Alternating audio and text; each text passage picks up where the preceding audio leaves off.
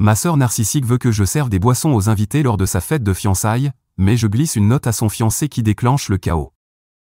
Je suis une femme de 27 ans, et j'ai une sœur aînée nommée Sheila, que je méprise absolument. C'est à cause d'elle que je suis sur Reddit aujourd'hui, à demander si ma décision est bonne ou mauvaise. Vous voyez, Sheila est l'aînée de notre famille et n'a pas été un bébé prévu. Nos parents l'ont eu alors qu'ils étaient encore à l'université.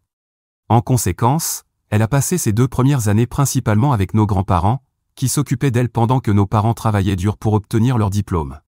Nos parents lui rendaient visite aussi souvent que possible tout en jonglant avec leurs études. Quand ils ont finalement obtenu leur diplôme et décidé de se marier, c'est à ce moment-là que Sheila a commencé à vivre avec eux. Je suppose que c'est pour cela qu'elle est extrêmement collante et qu'elle cherche constamment leur attention. Cependant, elle a passé 3 ans au centre de leur monde, jusqu'à ce que ma mère tombe enceinte de moi. Dès ma naissance, Sheila m'a détesté.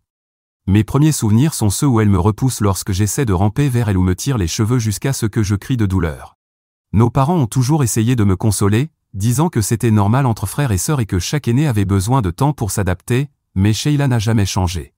Au fil des années, si quelque chose a changé, c'est qu'elle est devenue pire. Elle me criait dessus à chaque fois que j'essayais de lui parler étant petite. Souvent, elle m'enfermait dans des pièces pour m'empêcher d'aller voir nos parents. Je frappais à la porte ou pleurais jusqu'à ce qu'un de nos parents vienne me secourir. Parfois, elle me donnait même des gifles ou des coups de pied si je l'agaçais. En tant qu'enfant, je ne réalisais pas que c'était de graves problèmes puisque mes parents ne les considéraient pas ainsi. Je pensais toujours que peut-être un jour, ma sœur aînée finirait par m'aimer. Le moment qui a vraiment changé ma perspective sur elle s'est produit un après-midi lorsqu'elle m'a demandé de jouer à la balle avec elle pendant que papa était au travail et que maman faisait une sieste. Étant plus grande, elle avait un avantage évident, mais au lieu de jouer équitablement, elle lançait constamment la balle directement sur mon visage. Je lui ai demandé à plusieurs reprises d'arrêter, mais elle souriait et continuait. Finalement, la balle m'a frappé violemment, et j'ai senti un liquide chaud couler sur mon visage. Mon nez saignait, et la douleur était intense. Des larmes coulaient sur mon visage alors que je luttais pour supporter la douleur. Quand j'ai essayé de rentrer dans la maison avec du sang sur mon t-shirt, Sheila m'a poursuivi et m'a arrêté net. Elle insistait pour que je ne dise rien à nos parents et exigeait que j'invente une histoire disant que j'étais tombé sur le visage. Malgré ma souffrance, elle m'a refusé l'aide de maman jusqu'à ce que j'accepte ses conditions. J'ai menti à nos parents, mais heureusement, papa avait installé des caméras tout autour de la maison et a revu les images. Nos parents étaient choqués de voir à quel point Sheila m'avait frappé avec la balle. Maman a essayé de la défendre, disant que cela pouvait être un incident isolé, et a tenté de parler doucement à Sheila pour comprendre pourquoi elle m'avait fait cela. Sheila semblait furieuse qu'ils aient découvert la vérité et m'a fusillé du regard pendant toute la conversation. Elle maintenait son innocence, et mes parents ont laissé passer, espérant qu'elle changerait. Cependant, je savais qu'elle me tiendrait responsable de tout, et c'est alors que son harcèlement a empiré encore plus. Elle essayait délibérément de claquer les portières de voiture sur mes doigts ou de me pousser dans les couloirs de l'école lorsqu'elle était sûre qu'aucun professeur ne regardait. Quand je m'asseyais avec des amis, elle venait à moi pendant le déjeuner et leur disait qu'ils ne devraient pas traîner avec une traîtresse comme moi. Elle me volait même ma boîte à lunch ou mon argent de poche, me laissant sans rien à manger pour la journée. Malgré mes tentatives pour me confier à ma mère, qui essayait d'aborder le comportement de Sheila avec une approche douce, cela n'a servi à rien, et son harcèlement a persisté. Quand j'ai eu 9 ans, j'ai convaincu mes parents d'organiser une fête d'anniversaire sur le thème de l'anime, quelque chose que je voulais depuis longtemps, et à ma grande joie, ils ont finalement accepté. Cependant, Sheila n'a cessé de se moquer de moi, me traitant de garçon manqué et disant que personne ne viendrait à ma fête. À sa grande surprise, et à la mienne, c'est tout le contraire qui s'est produit. En invitant mes camarades de classe, la nouvelle s'est propagée parmi les enfants qui partageaient mon intérêt pour l'anime, et ils ont accepté l'invitation avec enthousiasme. Le jour de la fête, tous les invités sont venus habillés comme leur personnage d'anime préféré. La fête a été un énorme succès, et mes parents, qui me considéraient souvent comme réservé et timide à cause du harcèlement de Sheila, étaient impressionnés de voir à quel point j'étais confiante et appréciée parmi mes pairs. Sheila a boudé toute l'après-midi et a même refusé de chanter « Joyeux anniversaire » avec les autres invités lorsque ce fut l'heure de couper le gâteau. Honnêtement, je m'en fichais, car, pour une fois, j'ai apprécié d'être au centre de l'attention sans que ma sœur essaie de gâcher le moment. Au fil des ans, à mesure que je grandissais, j'ai gagné en confiance et appris à me défendre contre Sheila et son harcèlement incessant. Refusant de rester silencieuse, j'ai décidé de confronter Sheila directement chaque fois qu'elle essayait de se moquer de moi ou de critiquer mon apparence. Au lieu de subir passivement sa cruauté, je ripostais.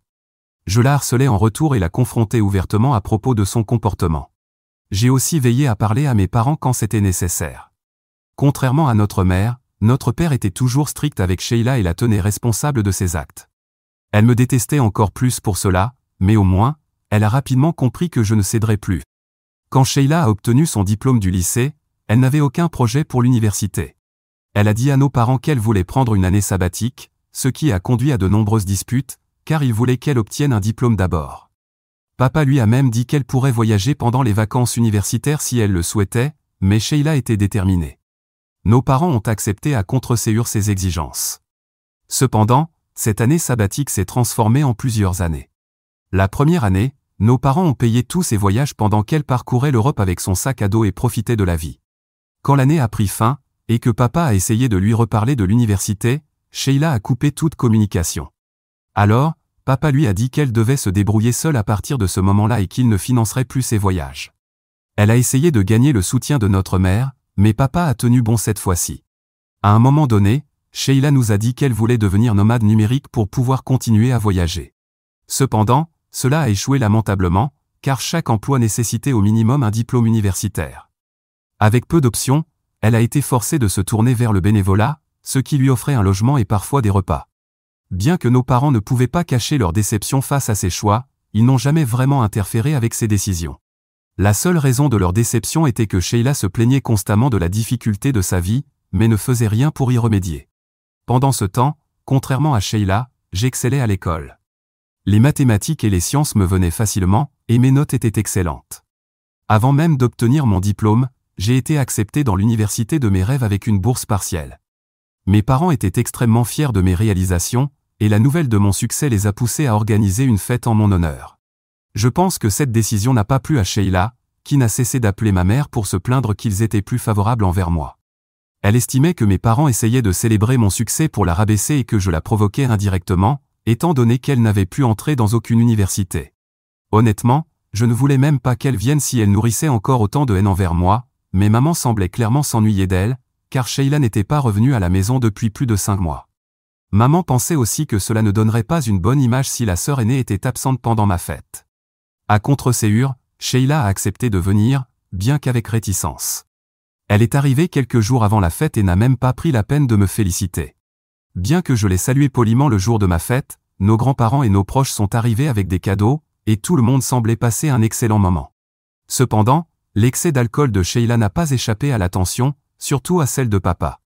Elle continuait à descendre des verres de vin sans même reprendre son souffle. Inquiet, mon père a essayé d'intervenir et l'a empêché de prendre un autre verre, en lui suggérant plutôt de manger quelque chose. Cependant, Sheila a arraché le verre avec colère et a continué à boire. Certains des membres de la famille regardaient la scène avec inquiétude. Plus tard, notre grand-père a tapé sur son verre pour attirer l'attention de tout le monde, car il voulait porter un toast. Il a commencé son discours en mentionnant à quel point lui et tout le monde présent étaient fiers de nous deux, Sheila et moi, et à quel point ils étaient heureux de nous voir faire ce qui nous rendait heureuses. Il m'a félicité pour ma bourse et a dit qu'il était impatient de me rendre visite à l'université, ce qui a fait sourire tout le monde. En entendant cela, Sheila a commencé à rire en buvant, ce qui a interrompu le discours de mon grand-père. Nos parents ont échangé des regards mal à l'aise alors que Sheila riait, puis a dit bruyamment à notre grand-père que personne n'allait croire qu'il était fier de nous deux, car la véritable raison pour laquelle tout le monde était là était pour l'enfant doré. Je sentais mes joues brûler de honte alors que les paroles blessantes de Sheila résonnaient dans la pièce, attirant l'attention de tout le monde. Au fond, elle et moi savions que ces accusations de favoritisme étaient complètement infondées. Nos parents nous avaient toujours traités avec amour et équité, sans jamais montrer de favoritisme. En fait, si quelque chose devait être dit, notre mère avait un lien spécial avec Sheila en tant qu'aînée. Nous étions toujours autorisés à prendre nos propres décisions dans la vie. Elle avait choisi de ne pas aller à l'université par elle-même, et juste parce que j'avais travaillé dur pour être accepté avec une bourse, elle essayait maintenant de me rabaisser. Je sentais les larmes monter à mes yeux alors qu'elle continuait à se plaindre bruyamment du fait que tout le monde était venu me soutenir avec des cadeaux, mais que personne ne la soutenait ou ne l'aidait financièrement, ce qui lui aurait permis de voyager dans encore plus de pays. Elle a même dit que nos parents n'auraient jamais dû avoir 2 filles s'ils ne voulaient pas vraiment prendre soin de l'une d'elles et que papa ne lui envoyait plus d'argent. À ce moment-là, mon père s'est levé pour aller vers elle afin de l'empêcher de s'embarrasser davantage et de la raccompagner à l'extérieur, mais notre grand-père était clairement furieux en entendant ces paroles. Il est toujours très calme, mais pour la première fois, je l'ai entendu élever la voix contre elle. Il lui a rappelé combien nos parents avaient dû travailler pour s'établir lorsqu'ils l'avaient eue pendant leurs années d'université, et comment, s'ils n'avaient pas vraiment voulu d'elle, ils auraient facilement pu choisir une autre option. Il l'a grondée pour avoir tenté de transformer cette occasion joyeuse en quelque chose de laid et a ajouté que si elle était réellement jalouse de sa petite sœur, alors c'était un problème en elle-même qu'elle seule pouvait résoudre. Sheila, visiblement ébranlée par les paroles de notre grand-père, a quitté la fête en pleurant, suivie de près par notre mère, qui essayait de la réconforter. Plus tard, nos parents ont fait de leur mieux pour convaincre Sheila de nous parler, mais elle ne l'a jamais fait, ni ne s'est excusée pour son éclat. Peu après, j'ai quitté la maison pour aller vivre dans les dortoirs de l'université tout en essayant de m'installer et de me faire de nouveaux amis. Sheila est restée avec nos parents sans aucun plan pour son avenir. Elle buvait et faisait la fête toute la nuit avec des connaissances de la ville. Papa voulait qu'elle trouve au moins un travail à temps partiel et l'a même aidé à rédiger un CV pour qu'elle puisse commencer à postuler à divers endroits, mais elle montrait à peine un intérêt sérieux pour trouver un emploi. Même quand elle essayait, elle était rarement sélectionnée pour un entretien. Pendant cette période, je ne savais pas grand-chose de ce qui se passait à la maison, étant à des centaines de kilomètres, mais je savais que nos parents étaient toujours inquiets pour Sheila. Un soir, j'ai été réveillé par des appels frénétiques de mes parents depuis l'hôpital. Au début, j'ai pensé qu'il leur était arrivé quelque chose, mais ils m'ont assuré qu'ils allaient bien et que Sheila avait eu un accident de voiture. Il s'avère qu'elle avait bu et conduit, percutant la clôture de quelqu'un. Heureusement, personne n'a été blessé, donc elle n'a pas été arrêtée. Cependant, papa a dû payer tous les dégâts qu'elle avait causés, et même l'assurance a refusé de couvrir les dommages de la voiture, car elle était sous influence. C'est donc peu dire que papa était furieux et voulait la faire sortir de la maison au plus vite. Sheila a encore essayé de jouer la carte de la victime, leur disant qu'elle traversait des problèmes mentaux et qu'au final, personne n'avait été blessé. Mon père lui a donné deux options, soit elle commençait une thérapie, postulait à des emplois, gagnait et économisait de l'argent tout en vivant avec eux, soit elle pouvait faire ce qu'elle voulait ailleurs, car il était fatigué. Sheila a argumenté qu'il n'avait pas le droit de tenter de contrôler sa vie, alors qu'il n'avait jamais contrôlé la mienne. Elle a de nouveau essayé de ressortir le fait qu'il l'avait toujours traité différemment de moi. Pour faire court, papa l'a mise à la porte dès qu'elle a été autorisée à quitter l'hôpital. Sheila a tenté de contacter nos grands-parents et des membres de la famille pour demander si elle pouvait emménager chez eux, mais tout le monde était au courant de ses récents problèmes et personne n'était prêt à prendre cette responsabilité. Étonnamment, quelques jours plus tard, elle m'a appelé pour me demander de l'argent. J'avais économisé quelques milliers d'euros grâce à un travail à temps partiel au lycée, donc malgré la manière dont elle m'avait traité par le passé, j'ai décidé de l'aider. Je ne pouvais pas supporter l'idée que ma sœur doive dormir sur le canapé de ses amis, alors j'ai transféré autant d'argent que je pouvais, espérant qu'elle ferait des choix plus judicieux et qu'elle essaierait de réparer notre relation. Eh bien, sans surprise, elle a utilisé cet argent pour se saouler et faire la fête avec ses amis, au lieu de chercher un endroit où vivre. J'ai vu ses stories Snapchat et j'ai essayé de lui écrire à ce sujet, pensant que nous pourrions avoir une conversation sensée, mais elle a préféré me bloquer plutôt que de répondre. J'étais tellement en colère de voir qu'elle ne faisait que m'utiliser quand cela l'arrangeait que j'en ai eu assez de son comportement manipulateur. J'ai réalisé que si elle voulait continuer à être irresponsable et immature, il n'y avait plus rien que je pouvais faire pour la sauver. Sheila essayait de joindre nos parents chaque fois qu'elle était désespérée pour de l'argent, mais même maman en avait assez d'elle à ce stade et ignorait ses appels. Comme nous savions tous comment elle utiliserait cet argent, nous avons à peine entendu parler d'elle pendant les 3 années suivantes. Bien que nos parents soient attristés de son absence, ils espéraient qu'elle trouverait un jour son propre chemin dans ce monde et remettrait sa vie sur les rails. Pendant ma 4e année d'université, j'ai reçu un appel inattendu de Sheila, qui n'avait pas cherché à me contacter depuis des années. J'étais un peu hésitante à répondre, mais j'ai décidé de le faire quand même. Sheila semblait ravie et m'a demandé comment j'allais et ce que je faisais ces derniers temps. La chose la plus frustrante avec Sheila est la façon dont elle agit et parle si naturellement, comme si le passé était oublié. J'ai maladroitement mentionné le fait qu'elle m'avait bloqué pendant des années, mais elle a balayé cela d'un revers de main, affirmant m'avoir pardonné mes erreurs passées et vouloir repartir à zéro. Je n'avais aucune idée de ce qu'elle m'avait pardonné, mais avant que je ne puisse poser plus de questions, elle a commencé à me parler de quelqu'un qu'elle avait rencontré l'année précédente. J'ai demandé qui c'était, et elle a commencé à parler avec émotion de cet homme, disant que c'était le gars le plus extraordinaire qu'elle ait jamais rencontré et qu'elle voulait que nous le rencontrions. Elle m'a demandé si je serais disponible pour un dîner ce week-end, car elle voulait rendre visite à notre famille et que nos parents puissent également rencontrer cet homme mystérieux. Je savais que je ne devrais pas faire confiance à Sheila à ce stade, alors je lui ai dit que je n'étais pas sûr et que je lui donnerais une réponse plus tard. Cependant, elle a insisté, disant que ce ne serait pas une vraie réunion de famille sans moi. Elle a également parlé à nos parents, qui étaient surpris de la voir si heureuse et excitée. Inutile de dire que nous étions tous curieux de la voir après tant d'années. Après en avoir discuté avec nos parents, j'ai décidé de prendre un bus de nuit pour retourner dans notre ville natale ce vendredi soir afin d'assister au déjeuner avec Sheila. Le jour du déjeuner, Sheila nous a présenté son nouveau compagnon, Jacques. Il semblait en bonne santé et heureux. Sheila nous a dit qu'elle avait un emploi dans une entreprise de marketing qui la payait plutôt bien. C'est là qu'elle avait rencontré Jacques. Leur alchimie était évidente, et je ne pouvais m'empêcher de ressentir un bonheur sincère pour ma sœur. Cependant, les choses ont pris une tournure inattendue lorsque Jacques a commencé à louer l'intelligence de Sheila, mentionnant à quel point il avait de la chance d'avoir rencontré une femme aussi accomplie qu'elle, car elle était diplômée de Berkeley, alors que lui n'avait jamais eu l'opportunité d'étudier dans une université aussi prestigieuse. Il a poursuivi en disant que Sheila lui parlait tout le temps de sa vie universitaire à Berkeley et du type de camarade qu'elle avait côtoyé pendant ses 4 années là-bas. Il nous a également confié qu'il espérait qu'un jour, s'il se mariait et avait des enfants, ceux-ci ressembleraient à Sheila. Nous l'avons tous regardé avec des sourires maladroits, car nous étions clairement perplexes qu'il puisse penser que Sheila était diplômée de Berkeley alors qu'elle n'avait même pas de diplôme universitaire. Sheila a évité de croiser nos regards après cela et a rapidement changé de sujet. Le reste du déjeuner s'est déroulé sans incident. Après le repas, Sheila est partie précipitamment avec Jacques, sans même prendre le temps de nous dire au revoir avec une accolade. Il était clair pour nos parents et moi qu'il y avait quelque chose qui clochait, et Sheila avait manifestement menti à Jacques sur son éducation. Plus tard, elle nous a appelés, nous suppliant de ne pas dire la vérité à Jacques. Cependant, papa n'était pas satisfait de ses explications et l'a poussé à fournir plus de détails. C'est ainsi que papa a découvert qu'elle avait falsifié des documents universitaires pour postuler à des emplois. Nous étions tous, à juste titre, scandalisés par la gravité de sa tromperie.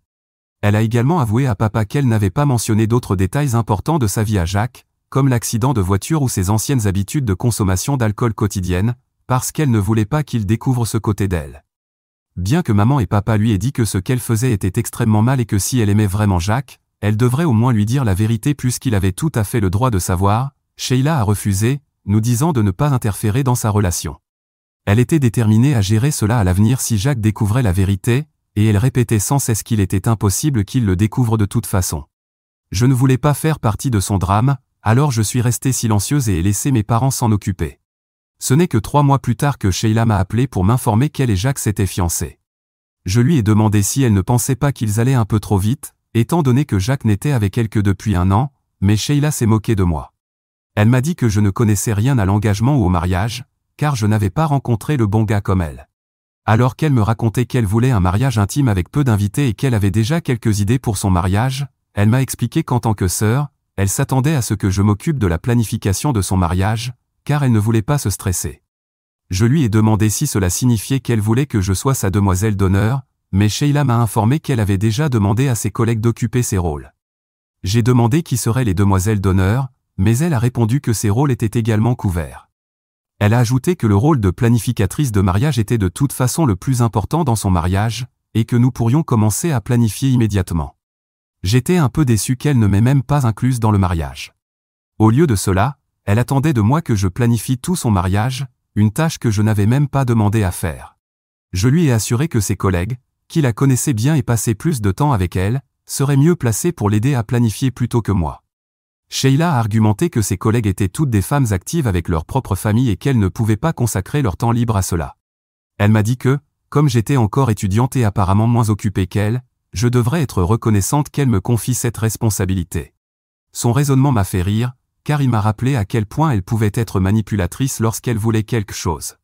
J'ai simplement refusé et lui ai dit que c'était ma dernière année à l'université et que j'avais déjà assez à gérer, donc elle devrait demander à quelqu'un d'autre de s'occuper de la planification de son mariage.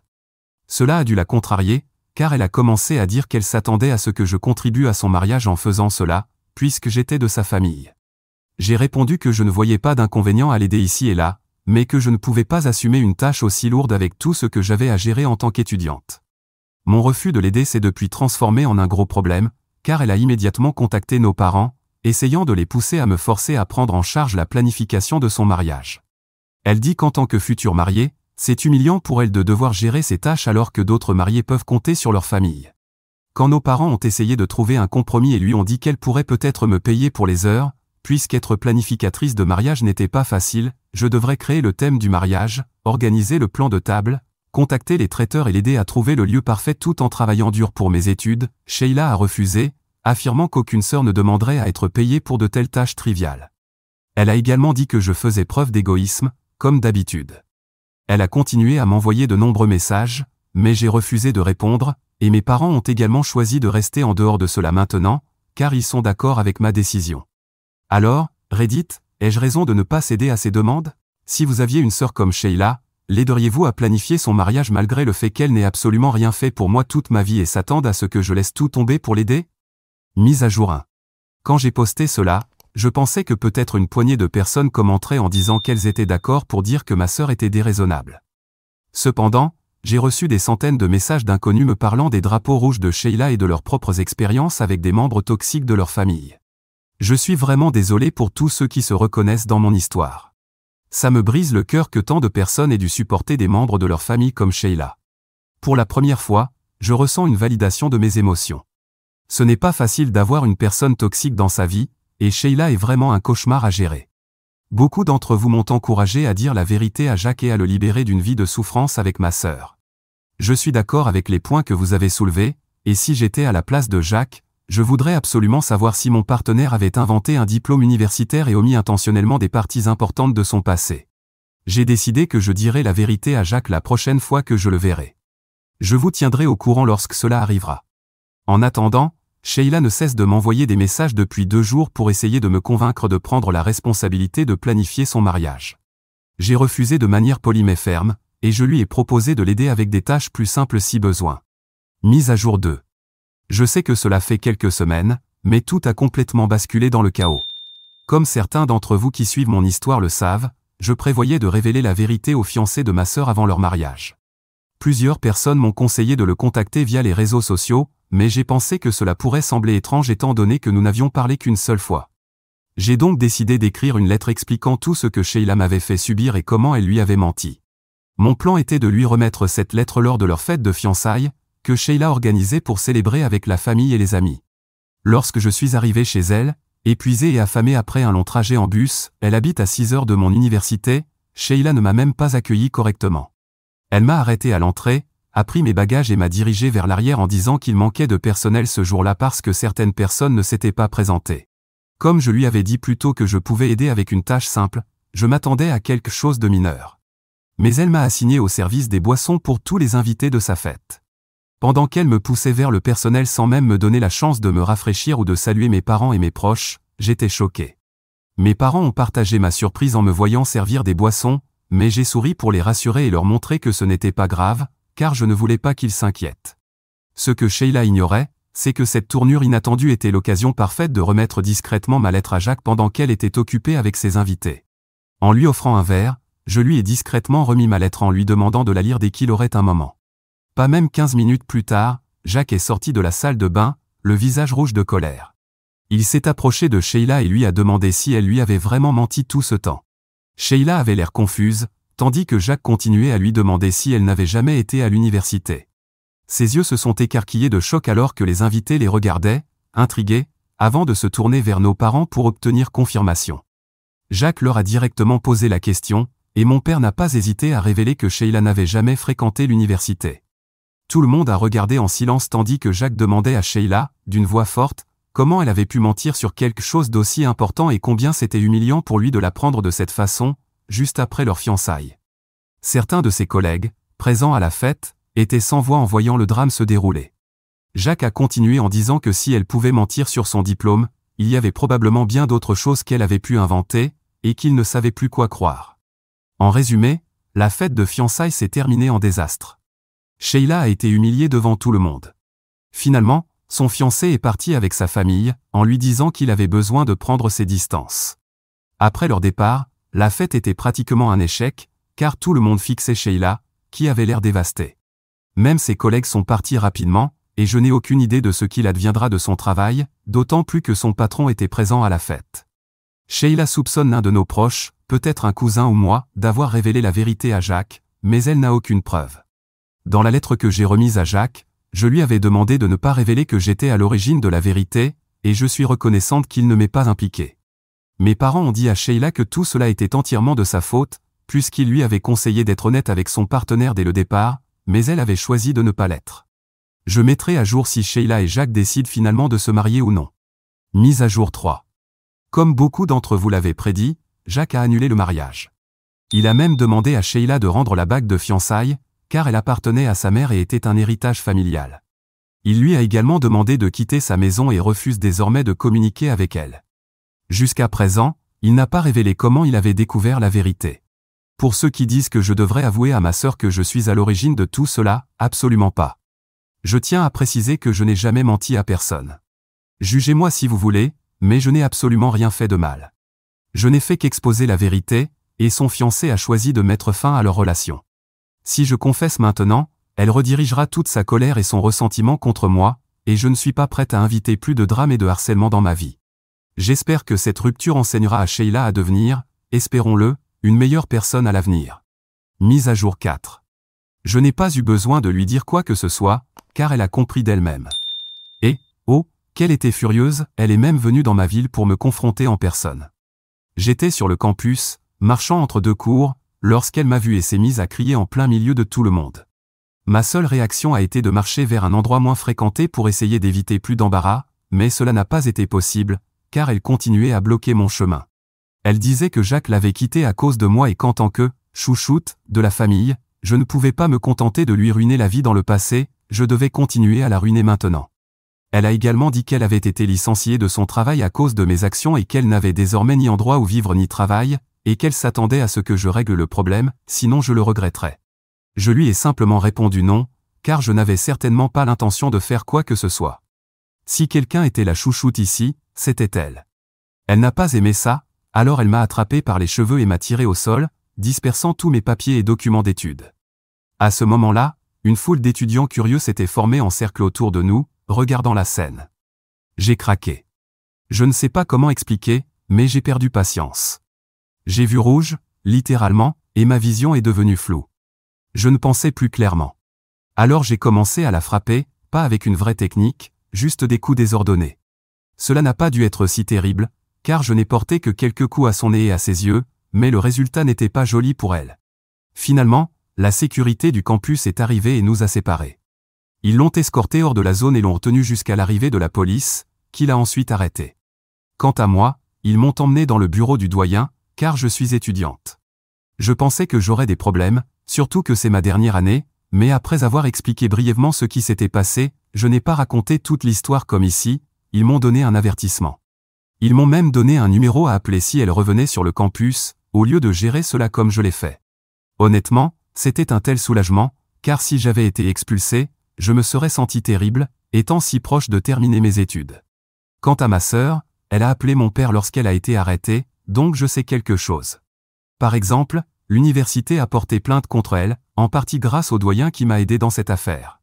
Je ne sais pas à quel point cela deviendra sérieux, mais il est bon que Sheila réalise que ses actions ont des conséquences et que ce n'est plus comme quand nous étions enfants, où elle pouvait s'en sortir avec tout ou recevoir simplement une remontrance de la part de papa. C'est tout pour l'instant, et à moins qu'elle ne réapparaisse dans ma vie, je ne prévois pas de faire une autre mise à jour.